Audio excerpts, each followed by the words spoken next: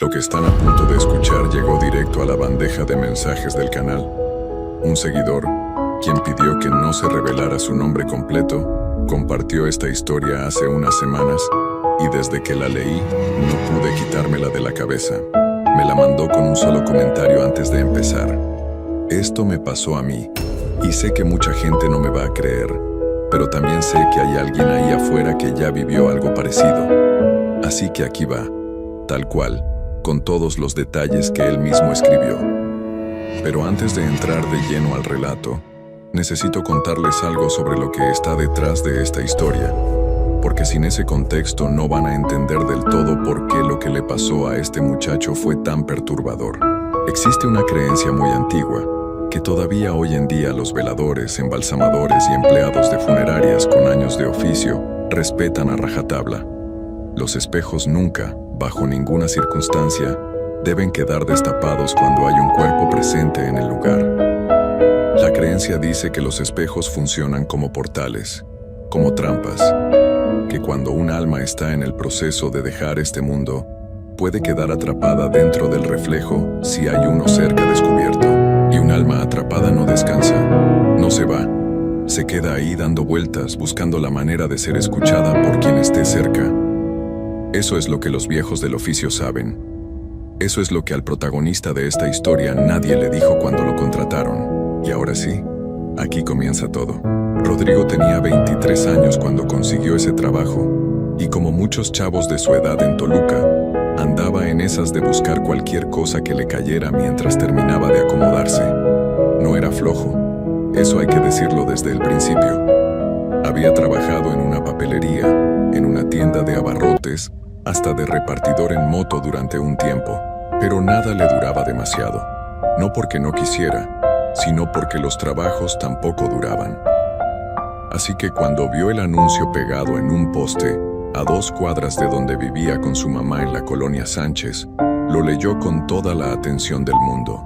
El anuncio decía: se solicita velador nocturno, turno de 10 de la noche a 6 de la mañana, buena paga, presentarse en Aven Lerdo de Tejada 214.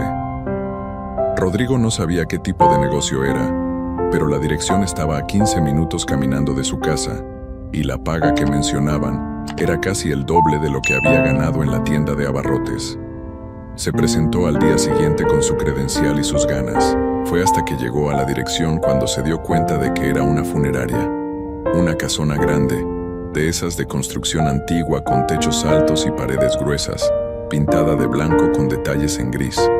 Tenía 2 plantas y un jardín pequeño en la entrada con una fuente que ya no funcionaba. Desde afuera se veía ordenada, incluso tranquila. Rodrigo se quedó parado en la banqueta un momento, mirándola. Pensó en irse. Luego pensó en los recibos de la luz que su mamá había dejado sobre la mesa esa mañana.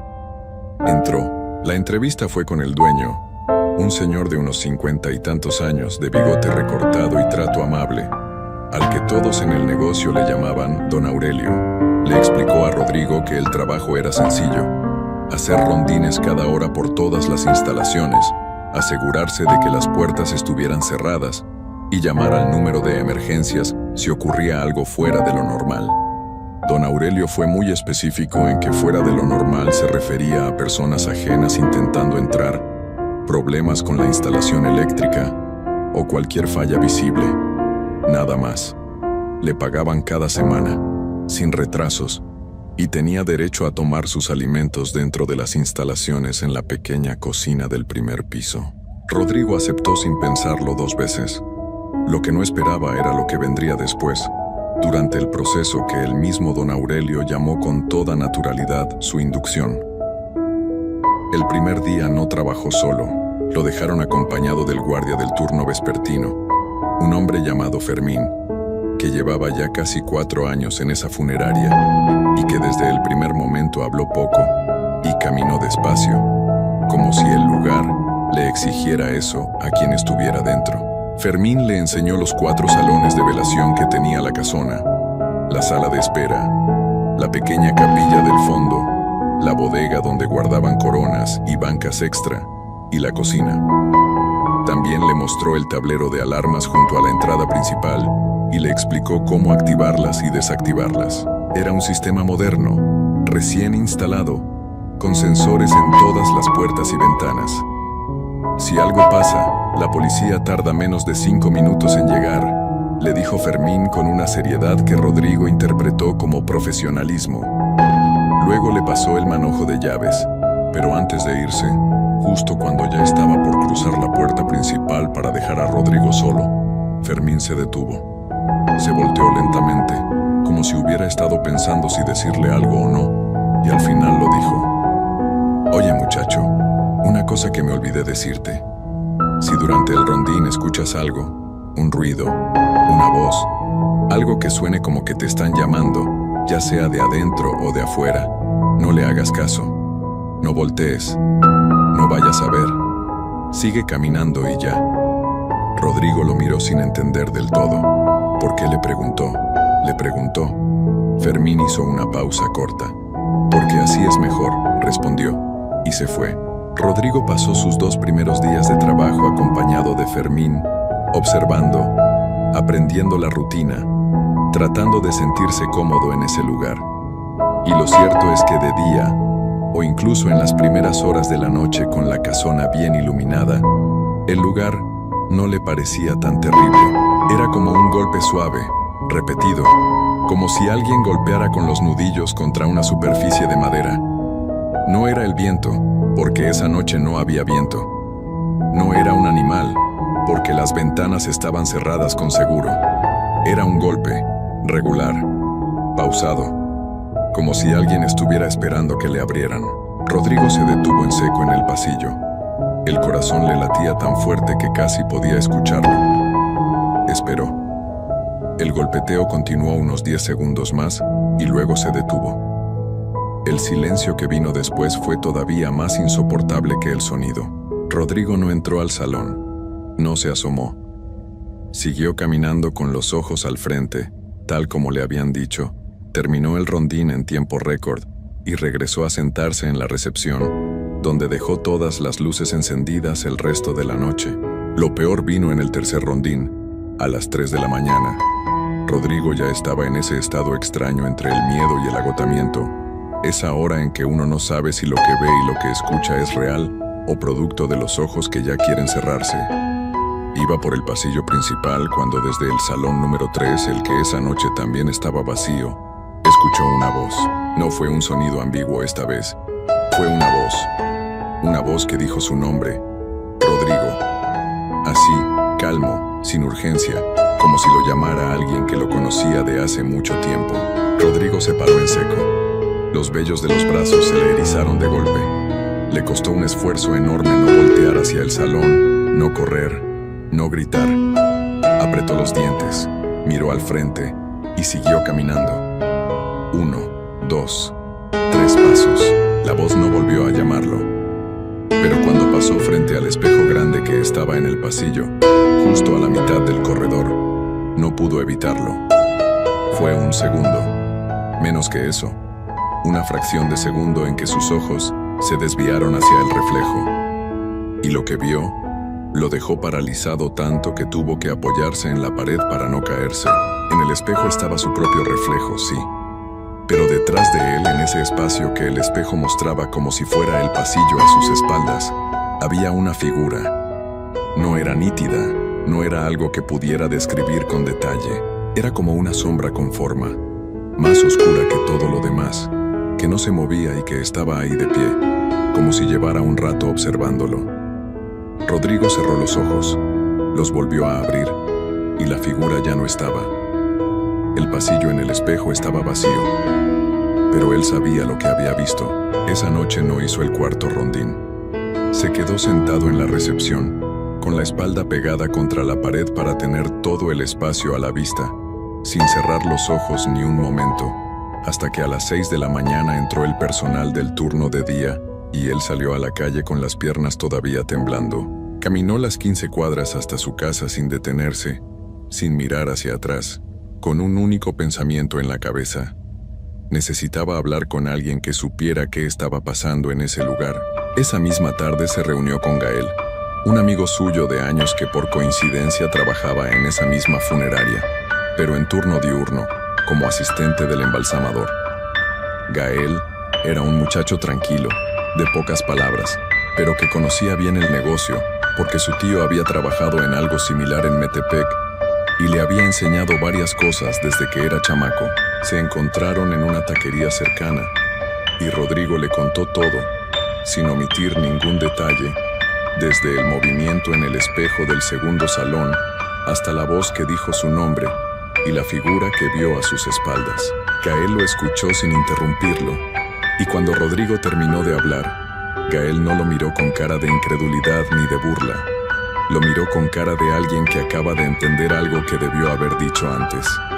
Soltó un resoplido, apoyó los codos en la mesa y empezó a hablar en voz baja, como si no quisiera que nadie más escuchara. Le dijo que desde que entró a trabajar ahí el embalsamador, que se llamaba Don Norberto y llevaba más de 20 años en el oficio, no paraba de quejarse con él de lo mismo, los espejos. Le explicó que Don Norberto era muy estricto con eso, que en todos los lugares donde había trabajado antes, lo primero que se hacía cuando llegaba un cuerpo era cubrir los espejos del salón con telas oscuras. Siempre, sin excepción. Porque esa era la costumbre, porque así lo había aprendido y porque había visto lo que pasaba cuando no se hacía. Pero don Aurelio, el dueño, no lo permitía. Don Aurelio era de los que pensaban que ese tipo de creencias eran cosa de rancho, según sus propias palabras, y que lo que a él le importaba era que su negocio se viera elegante y moderno. Los espejos de marco dorado en los salones eran parte de su imagen, de cómo quería que se viera el lugar.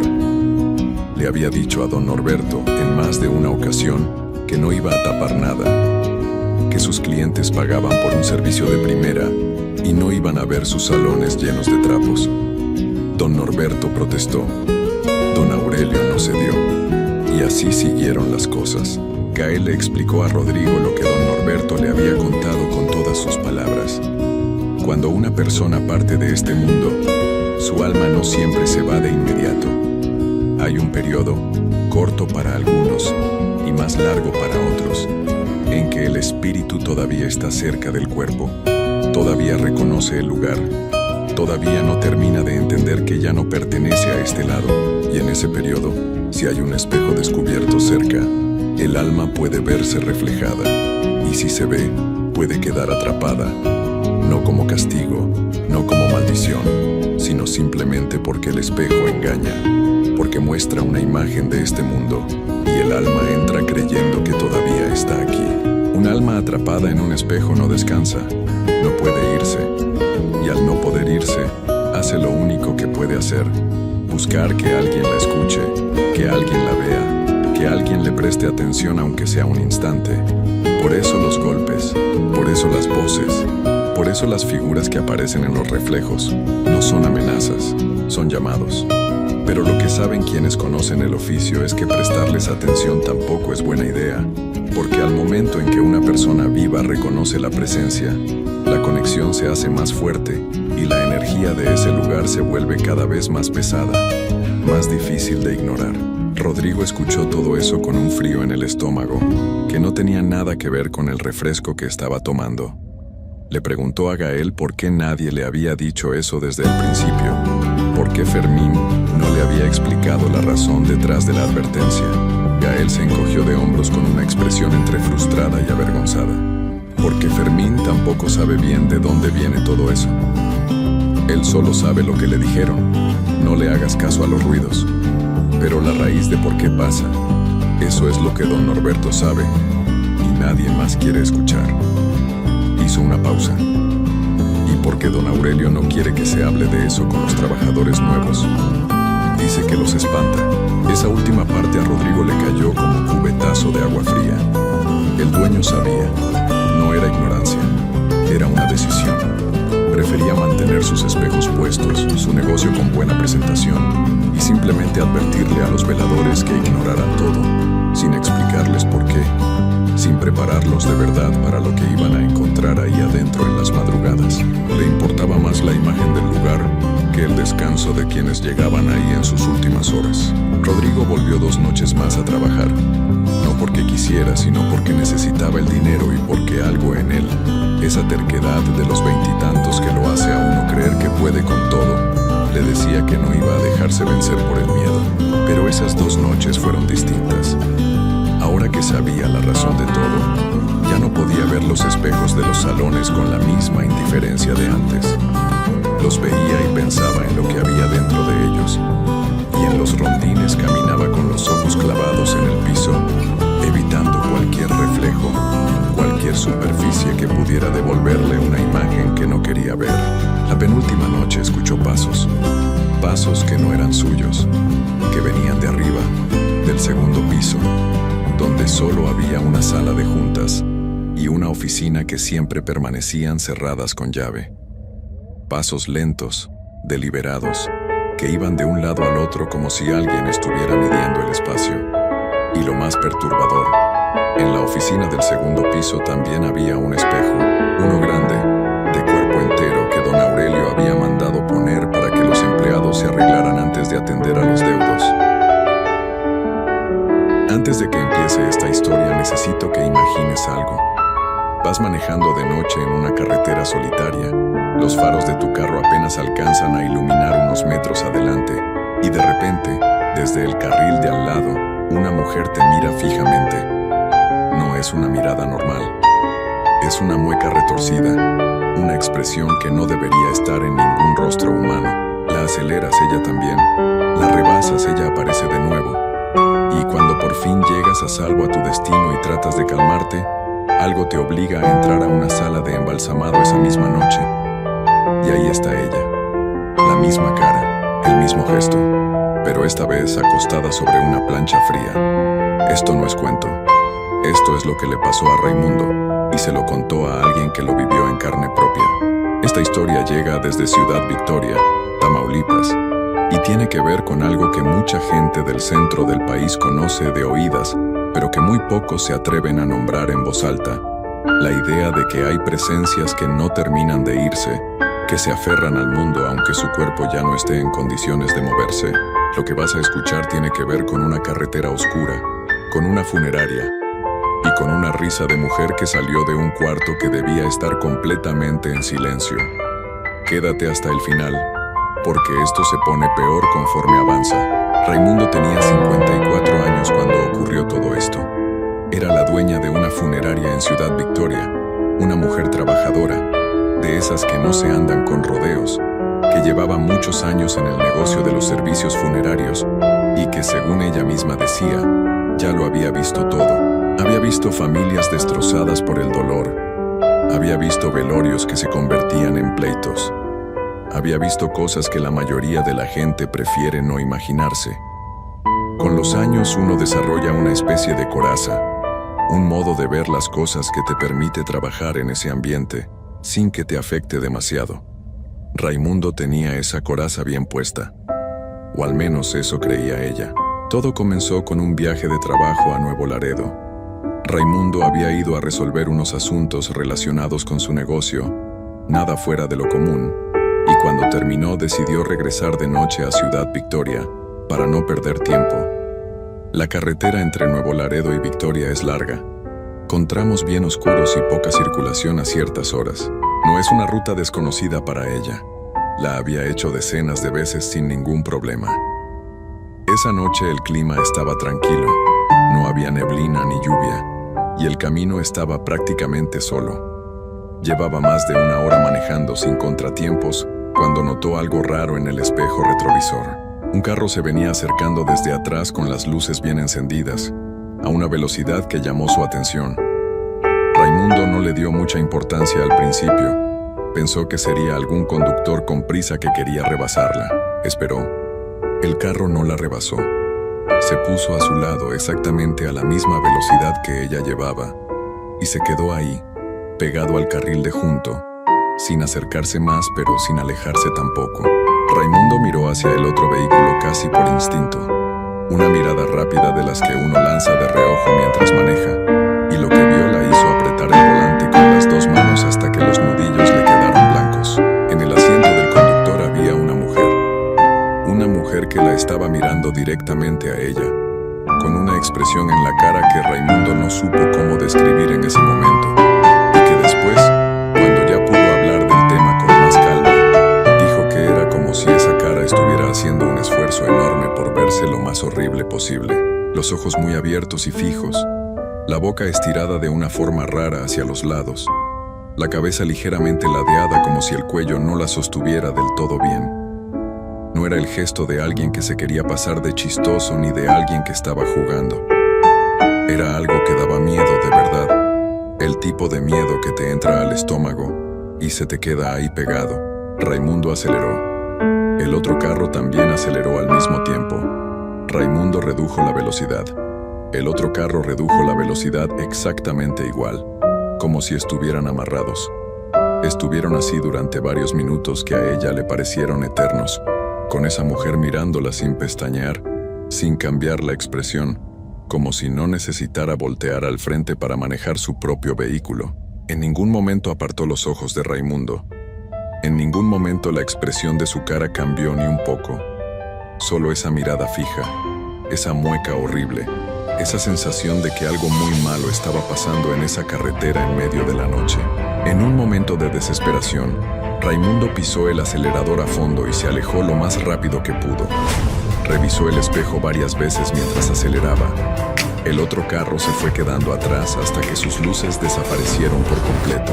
Siguió manejando en silencio, con el corazón latiéndole fuerte y la garganta apretada, diciéndose a sí misma que había sido alguna persona desquiciada de esas que a veces uno se encuentra en la carretera, que ya había pasado, que lo mejor era llegar a Victoria lo antes posible y no pensar más en eso.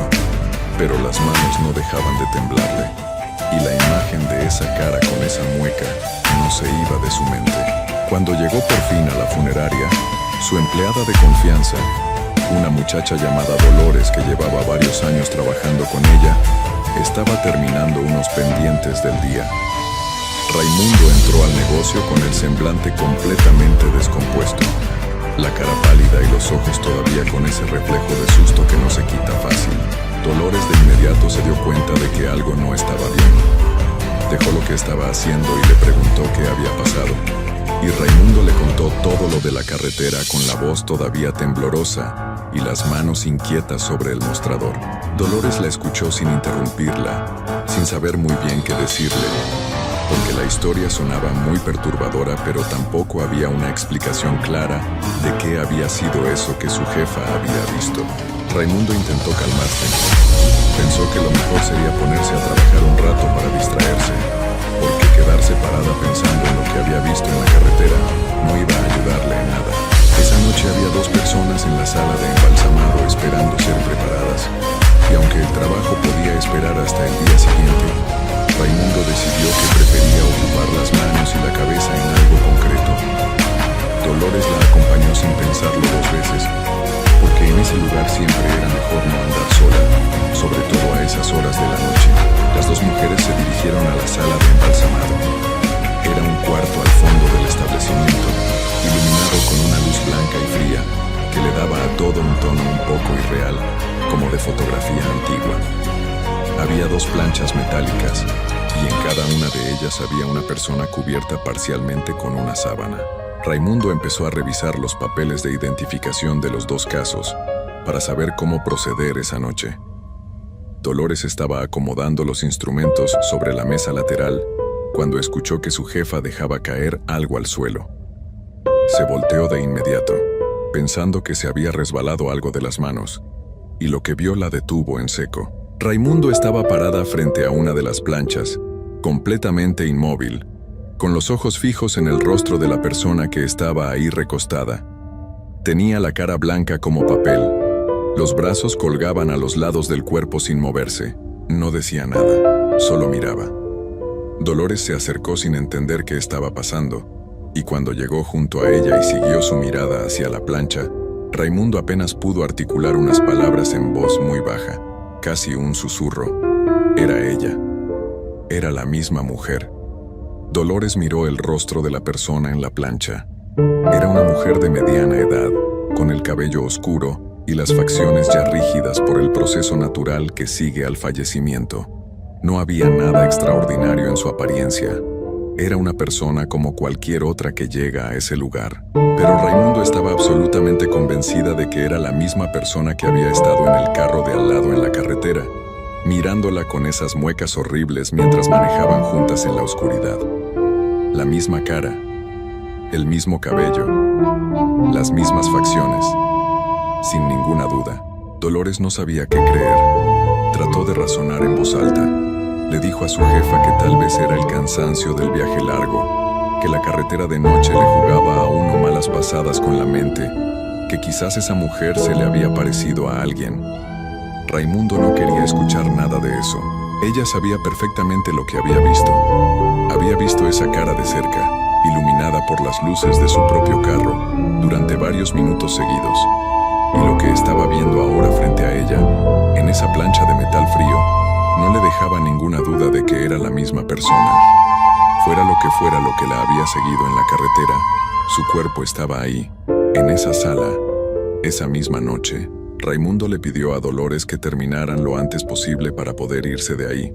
La empleada, que para ese momento ya estaba igual de nerviosa aunque trataba de disimularlo para no empeorar las cosas, asintió sin decir nada más. Las dos trabajaron en silencio durante un rato, moviéndose lo más rápido que podían sin cometer errores, con esa tensión rara que se siente cuando uno sabe que hay algo en el ambiente que no está bien pero no puede ponerle nombre.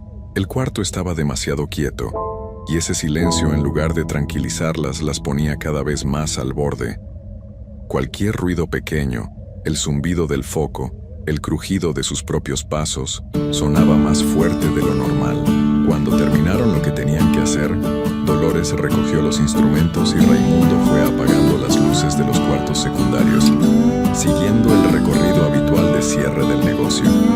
Primero la bodega del fondo, luego el pasillo, luego el cuarto de preparación de documentos. Todo iba bien.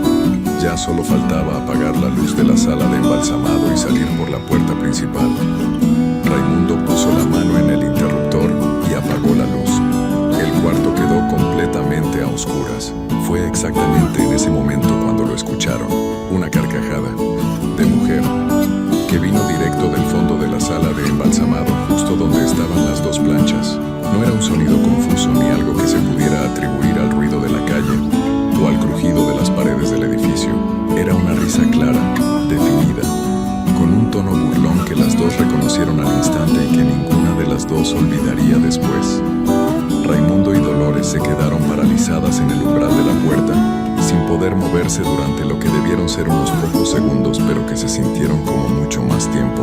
Ninguna habló, ninguna hizo nada. Solo escucharon cómo esa risa llenaba el cuarto oscuro y luego se apagaba, dejando de nuevo el silencio. Entonces las luces de la sala empezaron a parpadear. Se encendían y se apagaban solas, sin ritmo ni patrón. Con esa luz blanca y fría iluminando por fracciones de segundo las dos planchas, los instrumentos sobre la mesa lateral, las paredes sin adornos.